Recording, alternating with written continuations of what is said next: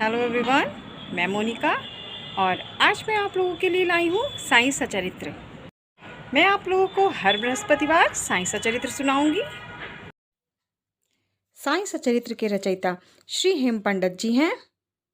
आज मैं आप सभी को साईं सचरित्र का अध्याय नंबर 1 सुनाऊंगी। अध्याय 1, गेहूं पीसने की घटना। गेहूं पीसने का आशय। श्री हेम पंडित ने मूल ग्रंथ का प्रारंभ श्री गणेश सरस्वती त्रिदेवों कुल देवता माता पिता ऋषि मुनियों की वंदना से किया। उसके बाद क्रमशः श्री साईं चरित्र का विभिन्न अध्यायों में वर्णन किया है। उसे सार रूप में उन्हीं के भावानुरूप यहाँ प्रस्तुत किया जा रहा है। गेहूं पीसने की घटना। 1910 में एक दिन मैं सवेरे श्री साईं बाबा के दर्शन के लिए मस्जिद में गया। वहां का विचित्र दृश्य देखकर मेरे आश्चर्य का ठिकाना न रहा कि साईं बाबा मुंह हाथ धोने के बाद चक्की पीसने की तैयारी में जुटे थे। उन्होंने जमीन पर टाट का एक टुकड़ा बिछाया, उस पर हाथ से पीसने वाली चक्की रखी। फिर उन्होंने कुछ गेहूं डालकर पीसना शुरू कर दिया। मैं सोचने लगा कि बाबा चक्की में गेहूं पीस रहे हैं। ऐसा करने से उनका क्या लाभ है? उनके परिवार में भी कोई नहीं है और वे अपना निर्वाह भी भिक्षावृत्ति से ही करते हैं।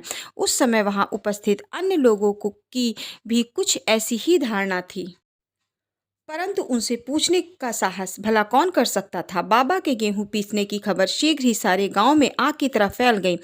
उनकी यह अद्भुत लीला देखने के लिए शीघ्र ही नर नारियों का समूह मस्जिद की ओर दौड़ पड़ा। भीड़ को चीरती हुई 4 निर्भीक स्त्रियां आगे आईं और बाबा को जबरन वहां से हटाकर उनके हाथ से चक्की की मूठ छीन ली और उनकी लीलाओं को गाती हुई स्वयं गेहूं पीसने लगी। पहले तो बाबा को क्रोध आया, फिर उनका भक्ति भाव देखकर वे शांत भाव से मुस्कुराने लगे। गेहूं पीसते पीसते उन स्त्रियों के मन में ऐसा भाव आया कि बाबा के ना तो घर द्वार है और ना इनके कोई बाल बच्चे हैं तथा ना कोई देख रेख करने वाला है। वे स्वयं भिक्षावृत्ति द्वारा ही अपना निर्वाह करते हैं, अतः उन्हें भोजन आदि के लिए आटे की भला क्या आवश्यकता। बाबा तो परम दयालु हैं, हो सकता है कि यह आटा हम सब लोगों में ही वे बांट दें।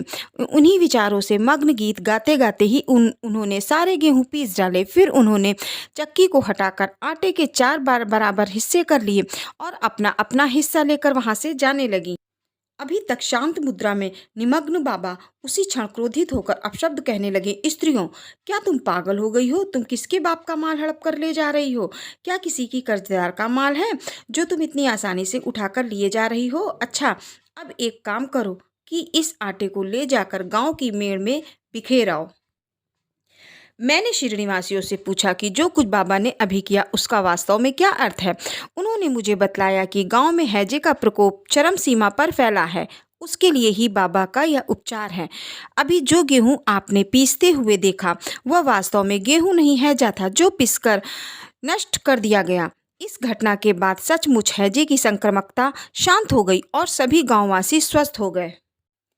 यह जानकर मेरी प्रसन्नता का और छोर न रहा। मेरी जिज्ञासा जाग गई। मैं स्वयं से ही प्रश्न करने लगा कि आटे और विसूचिका यानी हैजा रोग का भला पारस्परिक संबंध क्या है? इसका सूत्र कैसे मिले? घटना समझ में आने वाली नहीं लगती। अपने मन की संतुष्टि हेतु इस मधुर लीला का मुझे 4 शब्दों में महत्व अवश्य प्रकट करना चाहिए। लीला पर चिंतन करते हुए मेरा हृदय प्रफुल्लित हो गया और इस प्रकार बाबा का जीवन चरित्र लिखने के लिए प्रेरणा मिल गई। यह तो सब लोग जानते हैं कि यह कार्य बाबा की कृपा और शुभ आशीर्वाद से सफलतापूर्वक संपन्न हो गया। गेहूं पीसने का आशय। श्रेणी के लोगों ने गेहूं पीसने की इस घटना का जो अर्थ लगाया वह तो प्रायः ठीक ही है, परंतु इसके अतिरिक्त मेरे विचार से कोई दूसरा अर्थ भी है। वह यह है कि बाबा श्रेणी में 60 वर्षों तक रहे और इस अवधि में उन्होंने गेहूं पीसने का कार्य प्रायः नित्य ही किया। पीसने का आशय गेहूं से नहीं वरन अपने भक्तों के पापों, दुर्भाग्यों, मानसिक तथा शारीरिक दुखों को नष्ट करने से था। उनकी चक्की के 2 पाटों में से ऊपर का पाट भक्ति तथा नीचे का पाट कर्म था। चक्की की मूठ जिसे पकड़कर वे पीसते थे वह था ज्ञान। बाबा का ऐसा दृढ़ विश्वास था कि जब तक मनुष्य के मन में प्रवृत्तियां, आसक्ति, घृणा तथा अहम भाव नष्ट नहीं हो जाते, जिनका नष्ट होना बड़ा मुश्किल है, तब तक ज्ञान तथा आत्मा की अनुभूति होना असंभव है। यह घटना निर्गुण संत कबीरदास जी की ऐसी ही एक घटना की याद दिलाती है। कबीरदास जी एक स्त्री को अनाज पीसते देखकर अपने गुरु से कहने लगे कि जैसे अनाज चक्की में पीसा जाता है, उसी प्रकार मैं भी संसार सागर रूपी चक्की में पीसे जाने की पीड़ा का अनुभव कर रहा हूँ। उनके गुरु ने उत्तर दिया कि घबराओ नहीं, चक्की के केंद्र में जो ज्ञान रूपी दंड है, उसी को मजबूती से पकड़े रहो। जिस प्रकार तुम मुझे करते देख रहे हो, उससे दूर मत जाओ, बस केंद्र की ओर ही बढ़ते जाओ, और तब यह निश्चित है कि तुम इस संसार सागर रूपी चक्की से निश्चय ही बच सकोगे। ओम साईनाथाय नमः। साईं सचरित्र का अध्याय 1 समाप्त हुआ और अध्याय 2 मैं अगले बृहस्पतिवार को आप लोगों को सुनाऊंगी। ओम जय साईनाथाय नमः।